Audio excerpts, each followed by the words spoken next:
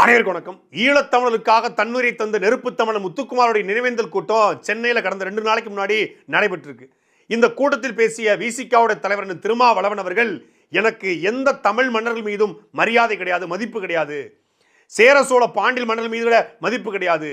ராஜராஜ சோழன் போது தமிழ் பெயரா, ராஜேந்திரன் போது தமிழ் பெயரா, இவர்கள் ஆட்சி காலத்து தான் தமிழ் கோவிலிருந்து வெளியேறியது. இவர்கள் சமஸ்கிருத அடிமைகள், ஆரிய அடிமைகள், வடமொழி அடிமைகள் என்று சகட்டு மேனிக்கு விமர்சனத்தை முன் வச்சிருக்காரு. எனக்கு இனப்பற்றோ மொழிப்பற்றோ கிடையாது, இன உணர்வோ மொழி உணர்வோ கிடையாது, அது மீது நம்பிக்கை கிடையாது என்றெல்லாம் பேசிட்டு இறுதியாக தமிழ் தேசிய எழுச்சி மாநாட்டை நாங்கள் நடத்த போறோம், தேர்தல்லாம் அடுத்த பட்சம், முதல்ல கொள்கை கோட்பாடு தான் முதல் பட்சம் என்று முழங்கியிருக்காரு. எதற்காக திருமாவளவன் அவர்கள் இந்த கூட்டத்தில் தமிழ் மன்னர்கள் மீது மதிப்பு கிடையாது, மரியாதை கிடையாதுன்னு பேசினாரு. திருமாவளவன் பேசினா அதுல ஒரு காரியம் இருக்கும், காரணம் இருக்கும். அதை பத்தி தான் இந்த காணொளியில தெளிவா பார்க்க போறோம். நீதி வழங்கும் போது அண்ணன் தம்பி சொந்தம் பந்தம் பணக்கார ஏழை எதையுமே பார்க்க கூடாதுடா, நாயத்தை மட்டும் தான் சொல்லணும். சென்னையில முத்துக்குமார் அவருடைய நினைவேந்தல் பொதுக்கூட்டம் நடக்குது. அந்த பொதுக்கூட்டத்தில் முத்துக்குமாருடைய தியாகத்தை பற்றி பல்வேறு தலைவர்கள் பேசுறாங்க. அண்ணன் திருமாவளவனும் பேசுறாரு. அப்போ முத்துக்குமாருடைய இறுதி ஊர்வலத்தில் திருமாவளவன் துரோகம் பண்ணிட்டாரு, ஆட்சியாளர்களுக்கு அடிபணிந்து முத்துக்குமார் தன் உடலை கைப்பற்றி அதை துருப்புச்சீட்டாக பயன்படுத்தி இந்த போராட்டத்தை எடுத்து செல்லுங்கள் என்று தன்னுடைய மரண சாசனத்தில் சொல்லியிருந்தாரு. அப்படி போராட விடாமல் திருமாவளவன் தடுத்து விட்டாரு. அந்த உடலை, அவருடைய பூத உடலை அடக்கம் பண்ணாம நீண்ட சாலைகளை கொண்டு போய் ஒரு ஊர்வலமாக கொண்டு போய் எழுச்சியாக்கிறதுக்கு மாணவர்கள் திரண்டிருந்தாங்க. அந்த போராட்டத்தை தடுத்து நிறுத்திட்டாருன்னு சொல்லி பல்வேறு விமர்சனங்கள் அவர் மேல வைக்கப்பட்டுச்சு. அந்த விமர்சனத்துக்கு பதில் சொல்றேன் பேர்வழி அப்படிங்கிற பேர்ல முத்துக்குமாருடைய இறுதி ஊர்வலத்தில் முத்துக்குமாருடைய உடலை அடக்கம் செய்தது நான் ஏதோ கருணாநிதி சொல்லித்தான் இதை செய்தேன் என்று பல பேர் விமர்சனம் பண்றாங்க. அவர்களெல்லாம் என்னை ஏற்றுக்கொள்ளாதவர்கள். நான் என்ன பேச தெரியாதவனா, நான் என்ன எழுத தெரியாதவனா, நான் என்ன திறமை இல்லாதவனா, என்னை திரைத்துறையில் இருக்கிற சில பேர் ஏற்றுக்கொள்ளவில்லை. அவர்கள் ஏனென்றால் அவர்கள் சாதியவாதிகள், அவர்கள் மன்னர்களுடைய புகழை பாடக்கூடியவர்கள், ஆண்ட பெருமை பேசக்கூடியவர்கள். அதனாலே எனக்கு மன்னர்கள் மீது மதிப்பு கிடையாது, எனக்கு இந்த ஆண்ட பரம்பரை நம்பிக்கை கிடையாது, எந்த மன்னர்கள் மீது எனக்கு மதிப்பு கிடையாது, சேர சோழ பாண்டிய மன்னர் மீது மதிப்பு கிடையாது. மன்னருடைய ஆட்சியில் தான் வடமொழி உள்ளே வந்தது. அவருடைய மொழி வடமொழியிலே வீழ்ந்து கிடந்தார்கள், சமஸ்கிருத மொழியிலே மயங்கி கிடந்தார்கள், வேள்வியிலே வீழ்ந்து கிடந்தார்கள். தமிழ் அந்த மன்னருடைய ஆட்சி காலத்தில் தான் தமிழ் கோவில் கருவிலிருந்து வெளியே போனது. ராஜராஜ சோழன் தமிழ் பெயரா, ராஜேந்திரன் தமிழ் பெயரா என்று முத்துக்குமார் நினைவேந்தல் கூட்டத்தில் அந்த உடலை இவர் தான் உடனே அடக்கம் பண்ண சொன்னாரு, இவர் துரோகம் பண்ணிட்டாரு. முத்துக்குமார் சொன்னது போல அந்த உடலை வைத்து போராட்டத்தை நீட்டிக்க விடாமல் தடுத்துட்டாரு, அந்த பணத்தை வச்சு அரசியல் பண்ணாரு அப்படின்னு சொல்லி சில பேர் விமர்சனம் பண்றதுக்கு பதில் சொல்றங்கிற பேர்ல தான் அண்ணன் திருமாவளவன் என் மீது விமர்சனம் செய்யறவங்க சாதியவாதி, அவன் ஆண்ட பரம்பரை பெருமை பேசுறவன், அவன் மன்னர் பெருமை பேசுறவன், அதனால எனக்கு மன்னர் மீது மதிப்பு கிடையாது, எனக்கு ராஜராஜ சோழன் மீது மதிப்பு கிடையாது என்று பேசியிருக்காரு. அதாவது என்னை என் பொண்டாட்டி அடிச்சுட்டா இந்த ஊர்ல பசு ஓடக்கூடாதுன்னு சொல்லி வடிவேல் சொல்லுவாப்புல, அது மாதிரி என்னை இவங்க மதிக்கல, அதனால எவனையுமே நான் மதிக்கல அப்படிங்கிற மாதிரி பேசியிருக்காரு. இதுல ராஜராஜ சோழன் என்பது தமிழ் பெயரா, ராஜேந்திர சோழன் என்பது தமிழ் பெயரா, தமிழ் பேரே வைக்காதவர்களெல்லாம் தமிழ் பற்றாளர்களா அப்படின்னு கேள்வி கேட்டிருக்காரு. இப்போ ராஜராஜ சோழன் ராஜேந்திர சோழங்கிறது தமிழ் பேர் இல்லைங்கிறதுக்காக அவன் தமிழை இல்லை, அவன் தமிழ் பற்றாளன் இல்லை, அவன் தமிழ் மண்ணை இல்லை, அவனை மதிக்க கூடாதுன்னா அப்ப ராமசாமி என்பது தமிழ் பெயரா, கருணாநிதி என்பது தமிழ் பெயரா? ராமசாமி கருணாநிதி என்பதெல்லாம் தமிழ் பேர் கிடையாது, ஆனா அவர்களை இவர்கள் கொண்டாடுவார்கள். தமிழை காட்டுமிராண்டி மொழின்னு சொன்ன ராமசாமி தமிழ் தலைவரா? தமிழ்ல படிக்காத வேலைக்காட்டு ஆங்கிலத்தில் பேசு, உன் தமிழ்ல என்ன இருக்கு, தாய்ப்பால் பைத்தியமே, திருக்குறள் ஒரு முட்டாள் எழுதியது, கம்பர் கபிலர்லாம் ஒரு முட்டாளு, சிலப்பதிகாரம் ஒரு வேசி காவியம் இப்படின்னு பேசின ராமசாமி, தமிழ்ல பேர் வைக்காத ராமசாமி இவருக்கு தமிழ் தலைவராம், தமிழருக்காக போராடியவராம், தமிழ் பெரியாராம். ஆனா சிதம்பரத்தில் போய் தேவாரத்தை, ஆரியர்கள் கைப்பற்றி வைத்திருந்த தேவாரத்தை நம்பியாண்டார் நம்பி மூலமாக தேவாரத்தை மீட்டெடுத்து 12 திருமுறைகள் என்று பெயரிட்டு திருமுறை கண்ட சோழன் என்கிற பெயரையும் தாங்கியிருக்கிற ராஜராஜ சோழன் என்கிற அருள்மொழி சோழன் ஆரிய அடிமையா. அந்த ராஜராஜ சோழன் மீது மதிப்பு கிடையாது. அதே போல ஆரிய படை கடந்த பாண்டிய நெடுஞ்செல்வன் ஒருத்தருக்கான், வைகாட்டு கரையில் 1000 ஆரியர்களுடைய தலையை வெட்டி வீழ்த்தியதாக வரலாறு. ஆரிய படை கடந்த பாண்டிய நெடுஞ்செழியன், அவன் மீது மதிப்பு கிடையாது. கனக விஜயங்கிற வடநாட்டு மன்னனை தலையில கல்லை சுமக்க வச்சு வடநாடு வரைக்கும் வென்று இமயம் சென்று அங்கே கல்லெடுத்து கண்ணைக்கு கோயில் கட்டிய சேரன் செங்குட்டுவன் ஆரிய படை கடந்தவன். அவன் மீதும் அண்ணன் திருமாவளவனுக்கு மதிப்பு கிடையாது. முள்ளூர் என்கிற இடத்துல ஆரியர்களை நேரடியாக போர்ல வீழ்த்தி வெற்றி கண்ட மலையமான் திருமுடிக்காரிங்கிற சேர மன்னன் இருக்கான். அவன் மீதும் உங்களுக்கு மதிப்பு கிடையாதா? வல்லத்துல சோழர்கள் ஆரியர்களை வீழ்த்தியதாக வரலாறு இருக்க அந்த சோழ மன்னர்கள் மீதும் உங்களுக்கு மதிப்பு கிடையாதா? முதல் சங்கம், இடைச்சங்கம், கடைச்சங்கம் என்று 3 சங்கம் வைத்து தமிழ் வளர்த்து சங்க இலக்கியங்கள் 14 மேல்கணக்கு 14 கீழ்கணக்கு என்று பல்வேறு நூல்களை கொடுத்த பாண்டிய மன்னர்கள் மீது உங்களுக்கு மதிப்பு கிடையாதா? முதல் சங்கத்தை உருவாக்கிய காசின வழுதி என்கிற பாண்டிய மன்னன் மீது மதிப்பு கிடையாது. இடைச்சங்கத்தை உருவாக்கிய வெண்தேர் செழியன் என்கிற பாண்டிய மன்னன் மீதும் உங்களுக்கு மதிப்பு கிடையாது. 3ஆம் சங்கமாக இருக்கக்கூடிய கடைச்சங்கத்தை உருவாக்கிய உடத்திருமாறன் அவர் மீது உங்களுக்கு மதிப்பு கிடையாது. 3 சங்கத்தை உருவாக்கி தமிழை காத்தவன் மீது மதிப்பு கிடையாது. தமிழுக்காக முதல்ல தமிழில் மெய்கீர்த்தி பாடிய பெரும்பிடுக முத்திரையர் என்ற சுவரன் மாறங்கிற 16 போர் கண்டு 16 போர்லையும் வென்ற எல்லாரும் வெற்றி பெற்று தான் வாகைப்பூ வைப்பான். வாகைப்பூ சூடி நான் வெல்லுவண்டா அந்த போர் என்று நம்பிக்கையோடு வாகைப்பூவை சூடிக்கொண்டே போர்க்களத்துக்கு போய் வெற்றி கண்டு தன்னுடைய 16 போர்களை பற்றியும் தமிழிலே மெய்கீர்த்தி பாடிய அந்த சூரன் மாறுங்கிற பெரும்படுகு முத்திரையர் மீதும் உங்களுக்கு மதிப்பு கிடையாதா? எனக்கு எந்த அரசன் மீதும் மதிப்பு கிடையாது. எவனையும் நான் பெரிய சக்தியாக பார்ப்பது கிடையாது. அந்த மன்னர்கள் காலத்தில் தான் இந்த நாடு குட்டிச்சுவரானது, சமஸ்கிருதமயமானது, இந்துத்துவமயமானது.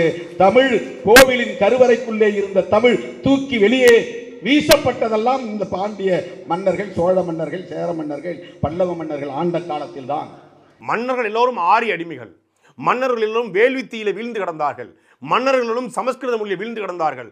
மன்னர்களும் வடமொழிக்கு வீழ்ந்து கிடந்தார்கள். அவர்கள் வடமொழி ஆதிக்கத்தை உள்ளே விட்டார்கள், சமஸ்கிருதத்தை உள்ளே விட்டார்கள். ஆமா, இவர் தான் சமஸ்கிருதத்தை வெளியே விட்டாரு, மன்னர்கள்லாம் உள்ள விட்டாங்க. மன்னர்கள் ஆட்சி காலத்துல தான் தமிழ் கருவறையிலிருந்து வெளியேறிச்சான். சரி, அப்ப தமிழ் எப்போ உள்ள இருந்துச்சு? ஒரு மன்னங்காலத்தில் வெளியே போயிருக்குன்னு சொல்றாப்புல. அப்ப ஏதோ ஒரு மன்னங்காலத்தில் உள்ள இருந்திருக்கும்ல. வெளியே எத்தனை மன்னன் மேல மதிப்பிடனா உள்ளே எத்தனை மன்னன் மேல மதிப்பு இருந்திருக்கணும்ல. இப்போ தமிழ் கருவறையை விட்டு வெளியே வந்துருச்சுன்றாரு. உள்ள இருந்துச்சு எப்ப இருந்துச்சு? அப்ப உள்ள யாரை வச்சிருந்திருக்காங்கல்ல, அந்த உள்ள வச்சிருந்த மன்னை யார்? அவன் மேலே மதிப்பு கிடையாது. வெளியேற்றின மன்ன மேலே மதிப்பு இல்லை, உள்ளேற்றின மன்ன மதிப்பு இல்லை. சரி, இப்போ மன்னர்கள்லாம் தமிழை வெளியேற்றிட்டாங்க, சமஸ்கிருதம் உள்ள புந்துருச்சு. இப்பதான் திராவிட ஆட்சி வந்து 70 வருஷம் ஆச்சு இல்ல, அனைத்து சாதியும் அர்ச்சராலும் சட்டம் போட்டாச்சு இல்ல. இப்ப தமிழ் உள்ள போயிருச்சா? இப்ப தமிழ் உள்ள இருக்கா இல்ல வெளியே இருக்கா? இப்போ தமிழ் உள்ள இருக்கணும், வெளியே இருக்கக்கூடாதுன்னு சொல்லி தஞ்சை பெருவுடையார் கோயில்ல, பழனி முருகன் கோயில்ல, கரூர் பசுபதீஸ்வரர் கோயில்ல, மருதமலை முருகன் கோயில்ல, திருச்செந்தூர் கோயில்ல தமிழில் குடமுழுக்கு நடத்த வேண்டும் என்று வழக்கு போட்டு அந்த வழக்கில் வென்று தமிழிலும் குடமுழுக்கு நடத்தலாம் என்று வாதாடி வென்றிருக்கிற நாம் தமிழர் கட்சி மீது மதிப்பு கிடையாது. தமிழில் வழிபாடு நடத்தலான்னு போராடுற நாம் தமிழர் கட்சி மீது மதிப்பு கிடையாது. தமிழ் ஏற்கனவே வழிபாடு நடத்தி கொண்ட மன்னர் மீது மதிப்பு கிடையாது. ஆனால் தமிழை பற்றி கவலைப்படாம சமஸ்கிருதத்தில் மந்திரம் நடக்கட்டும் என்று பேசுகிற திராவிடத்தின் மீது மதிப்பு உண்டான். தமிழில் பேசாத, தமிழ் காட்டுமிராண்டி மொழி, வேலைக்காட்ட இங்கிலீஷ் பேசு, தமிழையும் ஆங்கிலத்தையும் கலந்து பேசு என்று சொல்லக்கூடிய ராமசாமி மீது மதிப்பு உண்டான். வேள்வி நடத்தியவன், யாகம் நடத்தியவன், தமிழ் பெயர்களை மாற்றி வடமொழி பெயர்களை தங்கள் பெயருக்கு பின்னால் சூட்டிக் கொண்டவன். ராஜராஜன் என்பது தமிழ் பெயரா? ராஜேந்திரன் என்பது தமிழ் பெயரா? எல்லாம் வடமொழி பெயர்களை சூட்டிக் கொண்டவர்கள், வடமொழியிலே மயங்கி கிடந்தவர்கள், பார்ப்பனர்களின் வேள்வி யாகங்களில் மயங்கி கிடந்தவர்கள். எனவே எனக்கு ஆண்ட பரம்பரை என்று சொல்லுவதிலே எந்த பெருமையும் இல்லை. அதிலே எனக்கு உடன்பாடு கிடையாது. வெறும் மொழி உணர்வு எனக்கு கிடையாது, வெறும் மொழி பற்றி எனக்கு கிடையாது, வெறும் இன உணர்வு, இனப்பற்று தேவையில்லை என்று கருதக்கூடியவன் நான். அதுதான் பெரியாருடைய பார்வையும். திமுக ஆட்சிக்கு வந்த 2022 மயிலாடுதுறையில பட்டின பிரவேசம் இருக்குது. மனிதனை தூக்கக்கூடிய அந்த குருமார்களை வந்து மனிதன் தூக்கக்கூடிய பட்டின பிரவேசத்துக்கு திமுக அரசு தடை போடுது.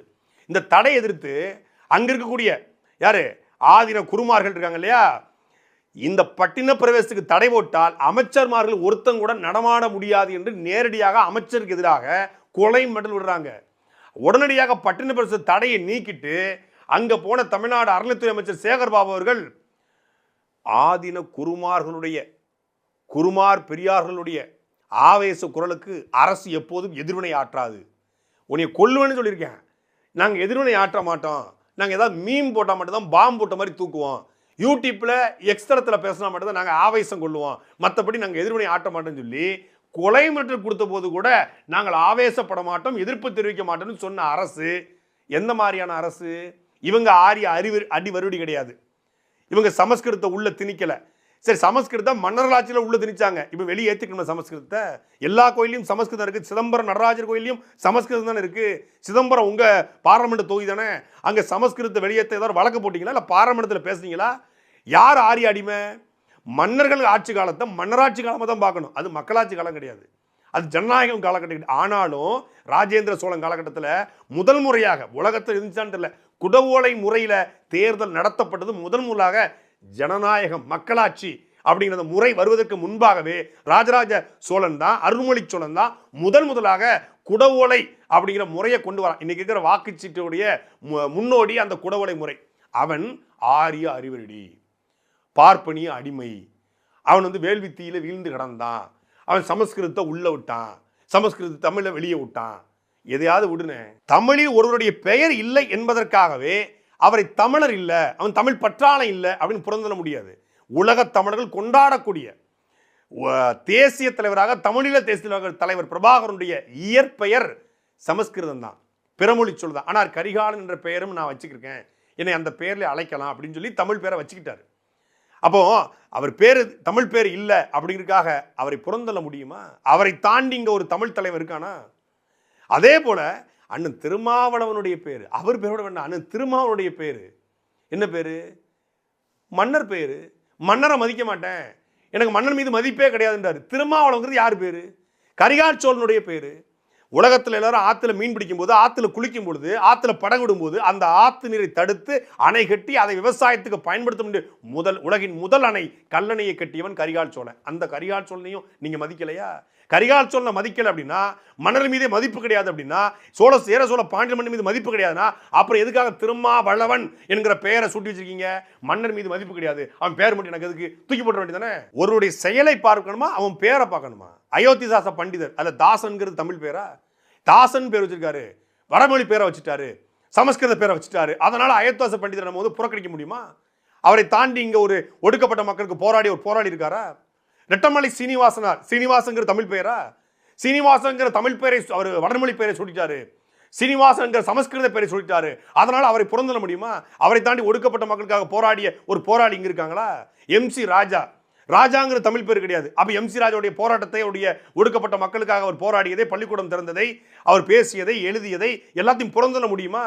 பாரதிதாசன் இருக்கார், அவரை விட ஒரு தமிழ்நாட்டில் இருக்கான தமிழுக்காக எழுதிய, தமிழை பேசிய ஒருத்தர் இருக்காரா? பாரதிதாசன் அவருடைய தாசன் தமிழ் பேர் இல்லைங்க, தாசன்னா அடிமை. பாரதி அடிமைன்னு தானே பேர் வச்சிருக்கணும். தாசன் பேர் வச்ச எப்படி ராஜராஜ சோழன் தமிழ் பேர் இல்லையோ, ராஜேந்திர சோழன் தமிழ் பேர் இல்லையோ, பாரதிதாசனும் தமிழ் பேர் இல்லை. தமிழ் பேர் இல்லை என்பதற்காகவே பாரதிதாசன் கனியிட ஏறிய சுளையும் முற்றல் கலையிட ஏறிய சாரும் பனிமலர் ஏறிய தேனும் காட்சி பாகிட ஏறிய சுவையும் நன்னி பசு மொழியும் பாலும் தென்னை நல்கிய குளிரில நீரும் இனியன என்பேன் எனினும் தமிழை என்னுயிர் என்பேன் கண்டீர் அப்படின்னு பாடுறாரு. நீ தாசன் வச்சிருக்கிற, நீ தமிழை இல்லை, தமிழ் பற்றில்னு அவர் சொல்ல முடியுமா? குச்சி எடுத்து வாயில விட்டுருவாரு. எந்த மன்னர்கள் மீதும் அண்ணாத்தைக்கு மதிப்பு கிடையாதான். இப்போ குறுநில மன்னர்கள் இருக்காங்க, புலித்தேவர், மருதுபாண்டியர், தீரன் சின்னமலை, அழகமுத்துக்கோன், வெண்ணி காலாடி, சுந்தரலிங்கம், மன்னர் மீது மதிப்பு இல்லைல்ல. வேலுநாச்சர் மீது மதிப்பு இல்லை. சிவகங்கை சிமை ஆண்ட முத்துடுநாதன் மீது மதிப்பு கிடையாது. அதேபோல் மருதுபாண்டியர் மீது மதிப்பு கிடையாது.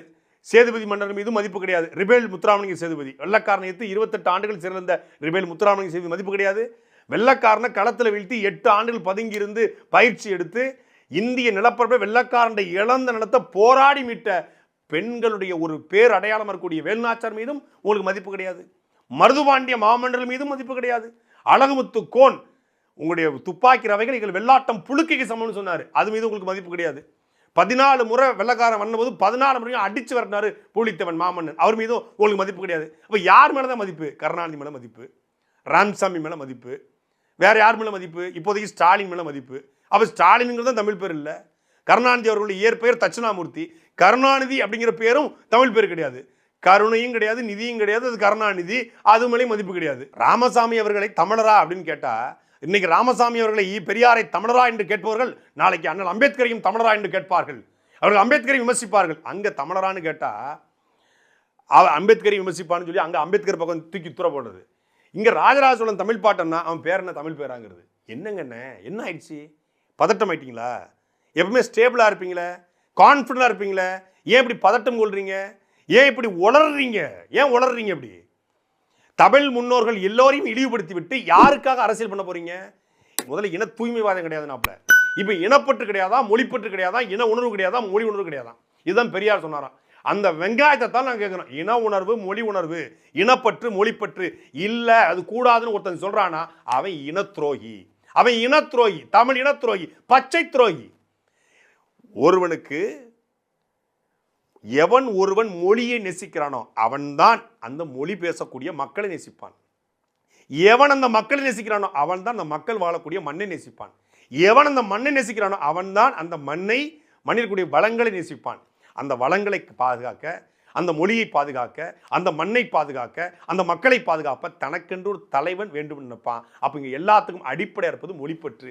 மொழி இல்லாமல் உலகத்தில் எங்கேயும் அரசியல் கிடையாது. அந்த மொழியை முன் வச்சு தான் திருமாவளவன் அரசியல் பண்ணாரு ஒரு காலத்தில். Once upon a time, long ஏகோ.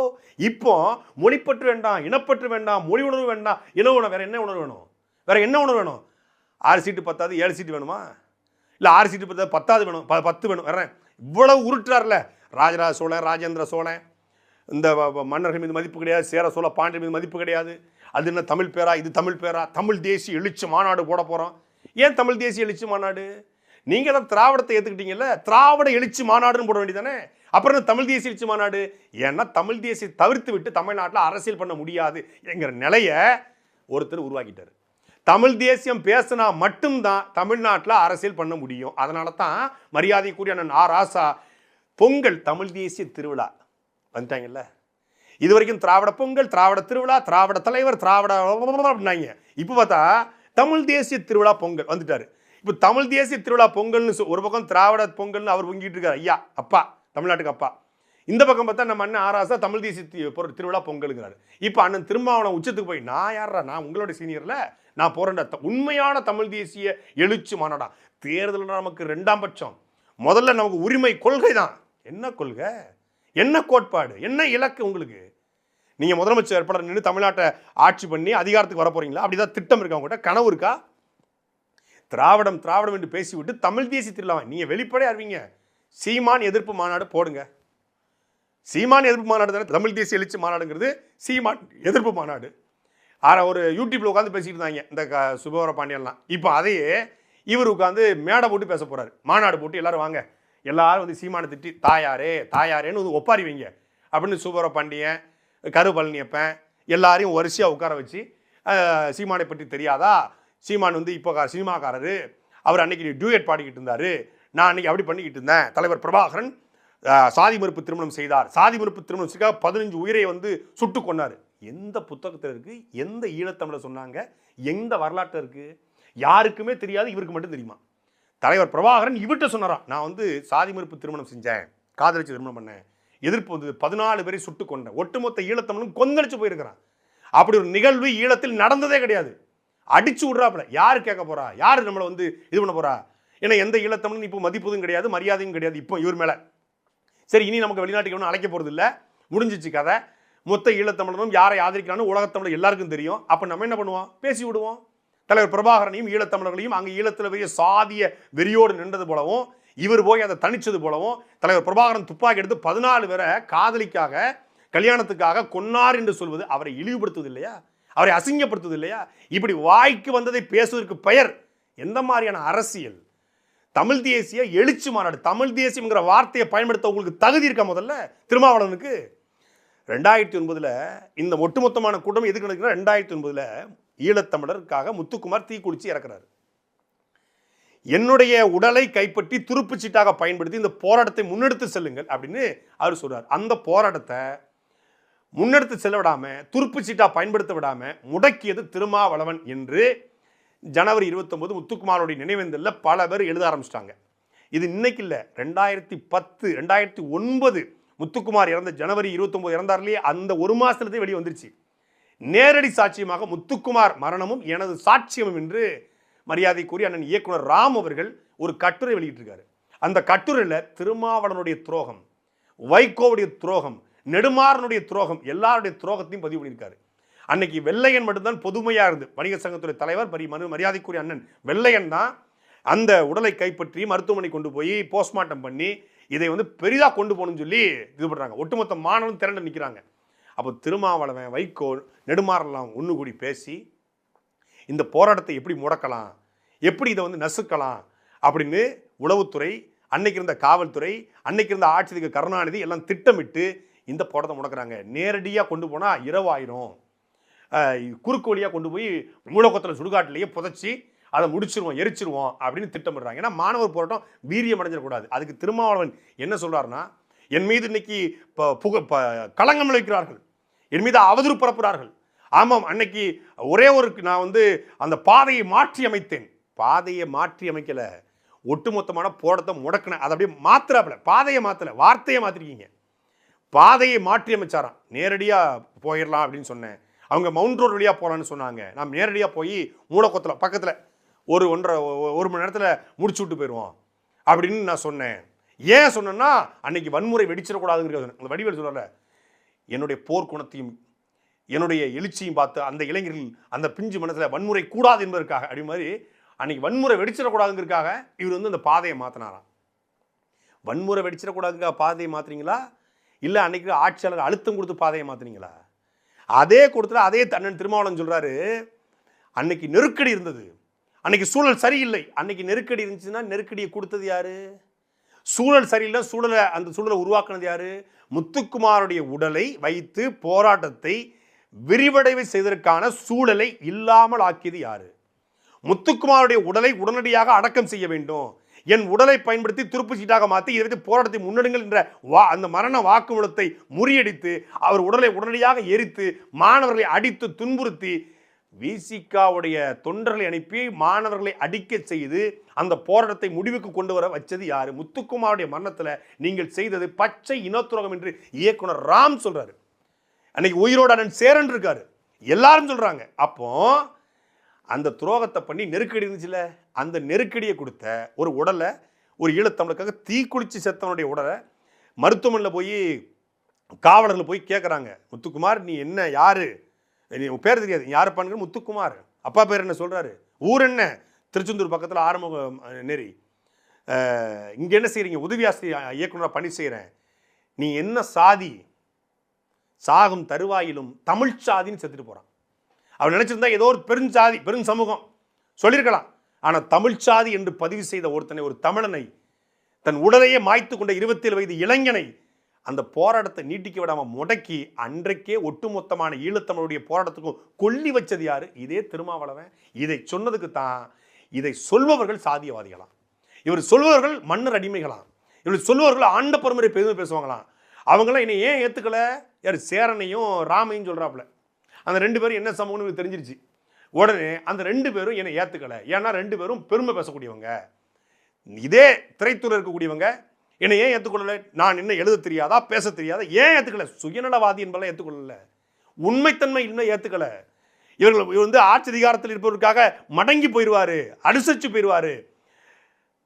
முத்துக்குமாருடைய மரணத்தில் மட்டும் இல்லை, மதுவிலக்குக்காக போராடி இறந்து போனார் ஐயா சசி பெருமாள், அவருடைய உடலை அடக்கம் பண்ணதுக்கு யாருமே பார்க்க பார்த்தா வைகோ திருமாவளவன். எங்க அரசுக்கு எதிரான போராட்டம் நடந்தாலும் அந்த போராட்டத்தை முற்றுப்புள்ளி வைப்பது, அந்த அந்த உடலை வச்சு போராடுறாங்கன்னா உடலை கொண்டு போய் உடனே அடக்கம் பண்ணி, ஏன் நீட் தேர்வில் அனிதா, நான் கண்ணு முன்னாடி பார்த்தேன், நான் சாட்சி, நீட் தேர்வில் இறந்து போன அனிதாவுடைய உடலை பயன்படுத்தி போராட்டத்தை விரிவடைய செய்ய அந்த குடும்பம் காத்திருந்தது. அண்ணன் சீமான் போறாரு, இயக்குனர் அமி போறாரு, எல்லாரும் போறாங்க. இரவோடு இரவாக முதலமைச்சர் அன்னைக்கு எதிர்க்கட்சி தலைவர் ஸ்டாலினை வர வச்சு இறுதி ஊர்வல வண்டியில விசிகா கொடியை கட்டி கொண்டு போய் இரவோடு இரவாக அந்த பெண்ணை அடக்கம் செய்து அந்த போராட்டத்தையும் நீர்த்து போக அந்த போராட்டத்தையும் முடிச்சு வச்சது யாரு? இதே திருமாவளவன். சசி பெருமாளா இருக்கட்டும், முத்துக்குமாரா இருக்கட்டும், அனிதாவா இருக்கட்டும், எங்க சாவு விழுந்தாலும் அங்க போய் நின்று இந்த உடலை அடக்கம் பண்ணி அரசுக்கும் காவல்துறைக்கும் எந்த பங்கமும் வந்துடாம பார்த்துக்கிறது யாருடைய வேலை? இவர் வேலை. இவர் தான் சொல்றாரு, நான் வந்து வழியை மட்டும் தான் மாத்தினேன், பாதையை மட்டும் தான் மாத்தினேன், இது பச்சை துரோகம். இந்த துரோகத்தை கேட்கிறவன் சாதியவாதியா, அவன் ஆண்ட பரம்பரை பெருமை பேசுறவனா, அவன் வந்து மன்னர் பெருமை பேசுறவனா. அதனால மன்னர் மீதும் யார் மீதும் இவருக்கு மதிப்பு இல்லையா? ஒண்ணுமே இல்லை. தன் கூடவே இருந்த ஒரு சின்ன பையன், தன் மேடைக்கு கீழே இருந்த ஒரு சின்ன பையன், தன் பேச்சை பார்த்து ரசித்து கைத்தட்டிய ஒரு சின்ன பையன், தனக்கு பிறகு கட்சி ஆரம்பிச்சு 8.2 விழுக்காடு வாக்க வாங்கி அங்கீகரிக்கப்பட்ட கட்சியா மாறி பெரிய பிரம்மாண்டமாக ஒரு மிகப்பெரிய கட்சியா தமிழ்நாடு முழுக்க விதைச்சிட்டான். உலக தமிழர்களுடைய நம்பிக்கையை பெற்று விட்டார் சீமான். இதை ஒன்றை தவிர அண்ணன் திருமாவளவனுக்கு அண்ணன் சீமானுக்கு கால் பண்ணிச்சு சொல்லுங்க. சும்மா இந்த பெரியார் உருட்டெல்லாம் ரொம்ப நாள். அதனால் இந்த பெரியாரை பற்றி இதே திருமாவளவன் எவ்வளவோ பேசியிருக்காரு. தாய்மண்ணில் எவ்வளோ வந்துருச்சு, என்னவெல்லாம் பேசிட்டாங்க. அதைத்தான் நாம் நமக்கு ஜீவன் சீமானும் இன்னைக்கு பேசிட்டு இருக்காங்க. ஆனால் இப்போ வந்துட்டு பிராமண கடப்பாரை எடுப்பீங்களா, பெரியாரை உடைப்பீங்களா, பெரியாரையே மண்ணுன்னு சொல்லுவீங்களா? என் மொழியை படித்தவனை, என் மொழியை இழித்தவனை, தமிழை பழித்தவனை, தாயை பழித்தவனை யார் தடுத்தாலும் விடாதே, தமிழை பழித்தவனை தாயே தடுத்தாலும் விடாதே. யாருக்கு சொன்னது? ஈவர் ராமசாமிக்கு சொன்னது தான் பாரதிதாசன். அதைத்தான் சொல்கிறோம், அதை தான் நாங்கள் எடுத்து அடிக்கிறோம். பெரியாரை மண்ணு அப்படின்னு சொல்றதுக்கான காரணம் எந்த புரிதலும் இல்லை. எந்த புரிதலும் மொழிப்பற்றோ இனப்பற்றோ இருக்கக்கூடாது, மொழி உணர்ச்சி இன உணர்ச்சி இருக்கக்கூடாது. நீங்கள் சொல்கிறீங்கள, இதைத்தான் அவர் என்ன சொல்லுங்க. அதனால தான் மண்ணுங்கிறோம். ஏன் இவ்வளவு தமிழ் தேசிய எழுச்சி மாநாடு, அரசியல்லாம் அடுத்த கட்டம், தேர்தலாம் அடுத்த கட்டம் அப்படிலாம் எதுக்கு இந்த உருட்டு அப்படின்னா, திமுகவில் தொகுதி பேச்சுவார்த்தை போயிருக்கு. தொகுதி பேச்சுவார்த்தையில் தேமுதிகவும் கலந்துருக்கு. தேமுதிகவுக்கு 7 சீட்டு பேசியிருக்காங்க. திமுகவில் 9+1 என்று அந்த அம்மா நிற்குது. 9 சீட்டு, ஒரு ராஜ்யசபா சீட்டு யார் தராங்களோ, 9 சீட்டு, ஒரு ராஜ்யசபா சீட்டு, சில லாட்ரி சீட்டு யார் தர்றாங்களோ அவங்களுக்கு எங்களுடைய ஆதரவு என்று அவங்க ஒத்த கால நிற்கிறாங்க. 7 சீட்டு வரைக்கும் திமுக பேசுது. இந்த பக்கம் திருமாவளவன் பேச்சுவார்த்தை நடத்திருக்காப்புல 6 சீட்டுன்னு இருக்காங்க. ஏங்க உங்களுக்கு வேணாம், எனக்கு வேண்டாம். போன தேர்தலில் 6 சீட்டு, எவ்வளோ 5 ரூபாய் அப்படின்னு. சரி, உங்களுக்கு வேணா வேணாம், 6 சீட்டுன்னு இருக்காங்க. என்னங்க அது? எப்படி பேசணும் 6 சீட்டுங்க? ஏங்க தேமுதிக எங்கே இருக்குது, நாங்கள் எங்கே இருக்கோம்? தேமுதிகாவுக்கு 7, எங்களுக்கு 6ஆங்க. ஏங்க நாங்கள் 5 வருஷமாக முட்டு கொடுத்துருக்கோங்க. நம்ம இப்போ தாங்க வந்திருக்கு, வரப்போகுது. முட்டு கொடுத்து எங்களுக்கு முட்டி தெரிஞ்சு போய் கிடக்குது. எங்களுக்கு போய் 6 சீட்டுன்றீங்க. வேங்கவேல் பிரச்சனை, மேல்பாதி பிரச்சனை, சாதிய வன்கொடுமை, தீண்டாமை, இவ்வளோ பிரச்சனை இருக்கும்போது எல்லாத்தையும் காம்ப்ரமைஸ் பண்ணி நடுநிலையா அரசுக்கு ஒன்றும் வேங்கவில்லை, தாழ்த்தப்பட்ட மக்களுக்கு எதிராக அடிக்க வேண்டும் என்கிற அவசியம் கிடையாது என்று நான் பேசியிருக்கிறேன். என்னுடைய கட்சிக்காரருடைய மண்டையை உடச்சு அனுப்புனீங்களே, நான் ஏதாவது எடுத்து பேசணும்னா, கொடியை வெட்டிங்களா ஏதாவது எடுத்து பேசணுமா, இப்படி பல முறை உங்களுக்கு காம்ப்ரமைஸ் பண்ணியிருக்கிறேன். எங்களுக்கு இன்னும் 6 அப்படின்னு கேட்டிருக்காப்புல. சரிங்க, இவ்வளவு நீங்கள் பண்ணியிருக்கீங்க தெரியும் போது நம்ம இது பண்ண முடியாது. நீங்கள் தொடர்ச்சியாக கூட்டில் இருக்கீங்க, 2019 பிறகு கூட்டில் இருக்கீங்க. ஏற்கனவே கலைஞர் மீது பெரிய மதிப்பு கொண்டவர், உங்கள் மீதும் கலைஞருக்கு மதிப்பு உண்டு. சரி, 6 என்ன அது? மறுபடியும் 6? டெல்லியிலே என் குரல் ஒலிக்கிறது, சிதம்பரம் பாராளுமன்ற தொகுதியிலே என் குரல் ஒலித்துக் கொண்டிருக்கிறது, உங்களுடைய குரலாக என் குரல் ஒலிக்கிறது. ஒரு பக்கம் ரவிக்குமார் உதயசூரி சின்னத்திலே போட்டி போட்டிருக்காரு. நான் என்னோட தன்மானத்திற்காக, சுயமரியாதைக்காக கட்சிக்காரரை காப்பாத்திருக்காரு. நான் பானையில் நின்னேன். நீங்க பானையை உடைக்க பாக்குறீங்களே. திராவிட கோட்பாட்டை எதிர்த்து ஒரு பெரிய டீம் வேலை செஞ்சுக்கிட்டு இருக்கு. அதை எதிர்த்து நாங்கள் களமாடிக்கிட்டு இருக்கோம். திராவிடமா தமிழ் தேசியமான கிளப்புறான், பிராமண கடப்பாருங்கிறான், பெரியார் மண்ணுங்கிறான். அதை எதிர்த்து நாங்கள் கலகம் பண்ணிக்கிட்டு இருக்கோம். இப்போ போய் நீங்கள் 6 சீட்டு கொடுத்தீங்கன்னா அவமானம் இல்லையா? தேமுதிகாவுக்கு நீங்கள் 7 சீட்டு எங்களுக்கு ஆரம்பிங்களா? எவ்வளோ தூரம் நாங்கள் திராவிட கோட்பாட்டை கட்டமைச்சு கொண்டு போயிட்டு இருக்கோம். எல்லா உங்களுடைய முக்கியமான கூட்டத்திலையும் கலந்து கொள்கிறேன். நான் தொடர்ச்சி அந்த கூட்டத்தில் நிற்கிறேன். என் கட்சிக்காரங்களாம் திமுக காரங்க மாதிரி ஜெல்லாகி நிற்கிறாங்க. ஒரு பக்கம் தாவேக்கா கூட்டுக்கிட்டு இருக்கு. தாவேக்கா வந்தால் மரியாதை செய்யும் சொல்லுது. இந்த நெருக்கடியான சூழ்நிலையில் நான் நிற்கிறேன். ஆரியத்தை எதிர்த்து, சனாதனத்தை எதிர்த்து சண்டை போட்டுக்கிட்டு இருக்கோம். இந்த நேரத்தில் நீங்கள் ஒரு சமாதானம் கூட பண்ண மாட்டீங்கன்னா என்ன அர்த்தம் அப்படின்னு கேட்டிருக்காரு. இவ்வளவு நீங்கள் பண்ணும்போது நாங்கள் எப்படி பார்த்துட்டு வேடிக்கை பார்க்க முடியும்? திராவிடத்திற்காக நீங்கள் நிற்கிறீங்க, சனாதனத்தை எதிர்த்து நிற்கிறீங்க. அப்படிங்கும்போது நம்ம ஒன்றும் பண்ண முடியாது. இப்போ 6 சீட்டுங்கிறது நமக்கு சரியாக வராது. சரி, 6 அடங்கப்பன் தாமரப்பில் தலைவுழுக. இவங்க 6 தாண்டி வரமாட்டாங்க. 6 மணமே 6, அந்த ஆண்டவன் கட்டளை 6 அப்படின்னு நான் பாடிட்டு போகிறதா அப்படின்னு. இப்போ இந்த 6க்கு மேலே ஏதாவது ஒன்று வாங்கிடுறோங்கிறதுக்காக தான் என்கிட்ட இருக்குது அவங்ககிட்ட என்ன இருக்குது, அவங்ககிட்ட இருக்குது என்கிட்ட என்ன இல்லை அப்படின்னு கேட்பார்ல நம்ம அண்ணன் செந்தில் இந்தியன் படத்தில். அவர்கிட்ட இருக்குது என்கிட்ட என்ன இல்லை அப்படின்னு பாருல. அது மாதிரி தேமுதிக இருக்குது எங்ககிட்ட என்ன இல்லை அப்படின்னு கேட்டிருக்காப்புல. ஐயோ, தேமுதிக விஜயகாந்த் மறைவுக்கு பிறகு ஒரு கிரேஸ் இருக்கியா, ஒரு சிம்பத்தி கிரியேட்டாக இருக்குது. அப்படி உங்கள் கட்சியில் எதுவுமே நடைபெறலையே. ஐயோ, என்னையா சொல்கிறீங்க? விஜயகாந்த் செத்து போயிட்டார், சிம்பத்தி உருவாக்கிட்டா என்ன சொல்ல வர்றீங்க? அப்படிலாம் இப்போ உடனே பண்ண முடியாதுங்க, பதட்டமாயிரும் அப்படின்னு இருக்காங்க. அப்போ அதனால தாங்க அவங்க 7, நீங்கள் 6 வந்து 7ங்கிறத தாங்க முடியாமல் தான். அது மட்டும் இல்லாமல் நான் கூட்டணியில் இருக்கேன். நான் கூட்டணியில் இருக்கும்போதே நீங்கள் ராமதாஸை பேச்சுவார்த்தை நடத்திட்டு இருக்கீங்க. அவர் பக்கம் அவர் எனக்கு பெறாத பிள்ளைன்னு அவர் பக்கம் அருள் சொல்லிட்டு இருக்காப்புல. நீங்கள் என்கிட்ட ஒரு வார்த்தை கேட்டிருக்கணும்னு, உங்ககிட்ட நாங்கள் எதுக்கு கேட்கணும்? நீங்கள் எங்கள் கூட இருக்கீங்க, அவங்களும் இந்த பக்கம் நிற்க போகிறாங்க, உங்களுக்கு என்னங்க பிரச்சனை சார்? என்ன சார், நாங்கள் 2 பேரும் தனித்தனி இருந்தால் சார் ஓட்டு விடும், ஒன்றா இருந்தால் ஓட்டு விழாதுங்க. அவரை காட்டி தாங்க அந்த ஓட்டை தக்க வச்சுக்கிட்டு இருக்கேன். அவர் ஒன்றா வேண்டாம் அந்த ஓட்டு புறம் போயிடும். ஏற்கனவே பல பேர் ஓட்டை பிரிச்சுட்டு போயிட்டாங்க. சரி, அப்போ அவரும் இந்த கூட்டத்தில் இருக்கணும்னா எங்களுக்கு நீங்கள் சீட்டை கொஞ்சம் கூட்டி கொடுங்க. அந்த மாதிரி நாங்கள் பண்ண முடியாதுங்க. இப்போ சரி, ராமதாஸும் இந்த கூட்டணிக்கு வரோம், நீங்கள் இருக்கணும். இப்போ என்ன கேட்குறீங்க? எங்களுக்கு கொஞ்சம் பார்த்து பண்ணுங்கள். இப்போ 6 வேண்டாம் உங்களுக்கு, அவ்வளோதானே? ஆமாம், சரி, ராமதாஸ் கூட்டணி இருக்கணும், தேமுதிக வரணும், உங்களுக்கு 6 வேண்டாம், இப்போ எவ்வளோ கொடுக்கலாம்? எங்களுக்கு கொஞ்சம் மேலே தாங்குங்க அப்படின்னு கேட்டிருக்காப்புல. சரி, உங்களுக்கு வேண்டாம், எங்களுக்கு வேண்டாங்க, பொதுவாக நான் ஒரு நம்பரை வச்சுக்கோ 6. ஹெச் ராஜா சொல்லியிருந்தாப்புல, Stalin is more dangerous than கருணாநிதினு. எனக்கு அப்போ புரியல, இப்போ புரியுது. திருமாவளவன் கூட கூட்டணி பேச்சுவார்த்தை நடத்தும் போது தான் தெரியுது ஸ்டாலின் இஸ் மோர் டேஞ்சர் தன் கருணாநிதி. கருணாநிதி கூட கொஞ்சம் இறக்கம், கொஞ்சம் கருணை உண்டு. 6 அப்படிம்பாரு. சரி, உனக்கு வேண்டாம், எனக்கு வேண்டாம், 7 அப்படின்னு கருணாநிதி போவார். ஆனால் ஸ்டாலின் என்ன பண்ண அப்படின்னா, சரிங்க 6, உங்களுக்கு வேண்டாம், எனக்கு வேண்டாம், 6. இந்த 6ல நிற்க போய் தான் இப்போ தமிழ் தேசிய எழுச்சி மாநாடு, திராவிட உரிமை முழக்கம் எல்லாம் பேசுகிற காரணம். இந்த 6ஐ 8ஆக மாற்றிடணும். தேமுதிக 7 கொடுத்து எனக்கு 8 கொடுங்க. 8க்கு என்ன, இப்போ 8க்கு என்ன பண்ணுறது? நம்ம என்ன ஆர்டிஓ ஆஃபீஸில் போய் 8ஆக போட முடியும்? 8 போட்டு காட்டுறதுக்கு 8 சீட்டு வேணும். 8 சீட்டுக்காக அண்ணன் திருமாவளவன் இப்போ அண்ணன் சீமானை எதிர்க்க ஆரம்பிச்சிருக்காரு. சீமானை மட்டும் இல்லை, ராஜராஜ சோழன், ராஜேந்திர சோழன் போடுறா, எல்லாரையும் போடுறா. ஊருக்குள்ளே ஒரு ரூபாய் தெரியக்கூடாது, எல்லாரையும் அடித்து காலி பண்ணு. என் வீடு பத்திரியும் போது எல்லா வீட்டையும் எரிச்சு விட்டு போயிடுவோம் அப்படிங்கிற மாதிரி இப்போ எல்லா மன்னர்களையும் இழிவுபடுத்தி எல்லாரையும் அசிங்கப்படுத்தி யாருமே தமிழுக்கு பாடுபடலை, யாருமே தமிழுக்காக உழைக்கலை. எல்லா மன்னர்களும் தமிழை வீழ்த்தினார்கள், எல்லா மன்னர்களும் தமிழை அழித்தார்கள். அண்ணன் திருமாவளவன் வந்து தான் சமஸ்கிருதத்தை அழித்து, வடமொழி ஆதிக்கத்தை அழித்து, இந்தி ஆதிக்கத்தை அழித்து, இந்துத்துவாவை அழித்து, இந்திய திணிப்பை அழித்து தமிழை காத்து நிற்கிறது அண்ணன் திருமாவளவன் தான். எல்லாரும் திருமாவளவன் முன்னாடி போங்க. சாட்டை எடுத்து நாட்டை திருத்து, இளம் தலைமுறை தானே நீ வழி